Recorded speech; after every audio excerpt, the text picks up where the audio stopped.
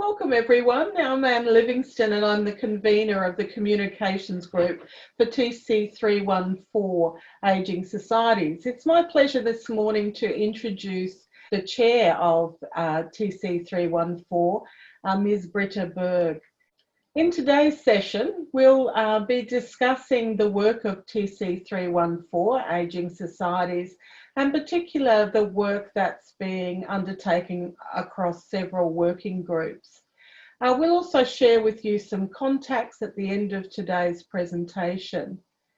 It's my pleasure though now to introduce Ms. Britta Berge, who is the chair of ISO TC314, who's going to give you an overview of the work of this group. Welcome, Britta. The whole world is aging, and by 2050, 1 in 6 people worldwide will be over the age of 65. And this rapid demographic change is happening everywhere. While in some super aging, high-income countries that may be a little bit ahead of the curve, we know that there are middle-income countries and developing countries that are quickly catching up. Worldwide demographic transformation is already impacting individuals, families, communities, governments, and businesses alike. Our purpose is to address the opportunities that aging societies present through solutions, tools, best practices, and guidance. And that's really where standards come into play. The aim of TC314 really is to address the challenges and opportunities of aging societies through the development of international standards. We've already begun this work in earnest. Our TC was established in December of 2017, and we have just recently completed our 5th plenary session. We have 3 working groups right now that are working on developing standards that we expect to be published in 2021 and 2022. And those areas are aging workforce, dementia inclusive communities, and carer-inclusive organizations. And we will continue to add working groups as our member states identify other issues and areas that we want to address, and as this work continues to advance and grow, which we fully expect. You know, the COVID-19 crisis has really underscored, I think, the importance of the work that we're doing. And we know that older people worldwide have truly been disproportionately affected by this pandemic, and it just really reminds us how important the work that we're doing is. One of the things we've talked about a lot in our technical committee is how, as we develop standards that address the needs of aging societies, these really benefit everyone. Things like good design and workplace flexibility. There are pockets of great innovation throughout the world and different places that are really implementing good policies and practices that we can all learn from. And the work of international standards is to really bring and identify those best practices and solutions and bring those to the rest of the world in a meaningful way. Our work aligns with a lot of other work that's happening in the world. The one that first comes to mind are the Sustainable Development Goals.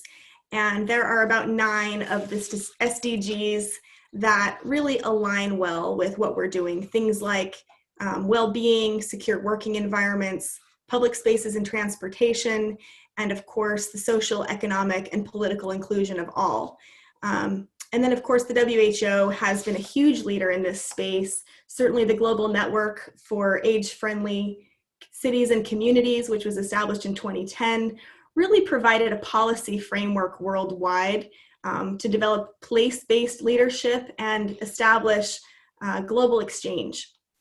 There's also the 2016 Action Plan on Aging and Health, which has led to the Decade of Action on Healthy Aging, which is 2020 to 2030, in particular, that I think really closely aligns with the goals and vision of our work.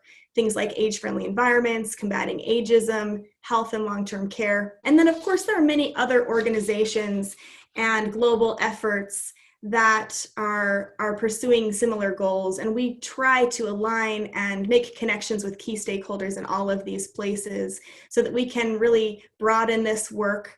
And we're always looking to bring more partners and experts into the work of TC314. So I would invite anyone who's interested to please reach out to us. In terms of what's on the horizon for TC314, as I mentioned, we currently have 3 active working groups. We also have a terminology group and a very active and robust communications group. In terms of the priority issues, we have several other issues on the horizon, and I also fully expect that these 3 working groups will continue once their current standards are published. But then we look really to the future to address things like health promotion and prevention, social connectedness, multi-generational communities. And then there are also some other areas that we will continue in terms of coordination and consultation with the work of other technical committees where there may be some overlap. And those are universal design, accessibility standards, and technology standards, and others.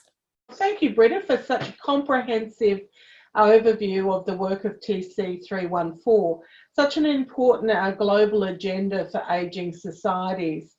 It's my pleasure to thank you for your time this morning. And Britta, I believe your contacts are on the screen in front of us now, along with Nell, who is the coordinator of the work for ISO, and my contacts as the convener of the communications group.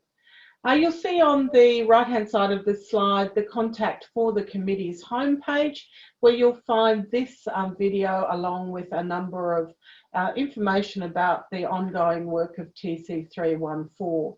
Thank you very much for your time today. Pleasure to be with you. Thank you.